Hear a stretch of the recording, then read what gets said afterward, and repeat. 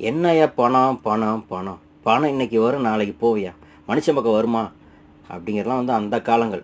அந்த காலம் மீன்ஸ் வந்து 2010 வரைக்குமே அப்படி தான் இருந்துச்சு. காசு பணத்துக்கு வந்து பெருசாக வந்து இம்பார்ட்டன்ட் யாருமே கொடுக்க மாட்டாங்க. மனுஷ மக்கள் சொந்த பந்தங்கள் வந்தால் போனால் நல்லா இருக்கும் அப்படிங்கிற மாரி இருக்கும். இன்றைக்கெல்லாம் வந்து ஒரு சொந்தக்காரன் வீட்டுக்கு போனாலும் கால் பண்ணி நான் வரேன் அப்படின்னு சொல்லிட்டு போனோம். அன்றைக்கெல்லாம் நம்ம போவோம், விறகடுப்பில் சமைச்சாலும் டக்குன்னு எடுத்து போய் ஐயோ சொந்தக்காரங்களாம் எடுத்து போட்டு சமைச்சு அவங்களுக்கு வந்து சந்தோஷமாக பரிமாறிக்குவாங்க. வாங்க வாங்கன்னு ஒரு வரவேற்புலாம் தடபுடலாக இருக்கும். ஆனால் இன்றைக்கெல்லாம் அப்படி கிடையாது. ஃபோன் பண்ணி இன்ஃபார்ம் பண்ணால் தான் டீ காஃபி கூட ரெடியாக இருக்கும். அதேமாதிரி ஒரு ஃபங்க்ஷன் வந்து பார்த்தீங்கன்னா காசு பணம் இல்லாமல் வந்து பார்த்தீங்கன்னா அங்கே நாயா பேயா உழைச்சி அந்த குடும்பத்துக்காக ஓடா தேஞ்சிட்டு இருப்பான். ஆனால் அவனுக்கு துளி கூட ரெஸ்பான்ஸ் இருக்காது.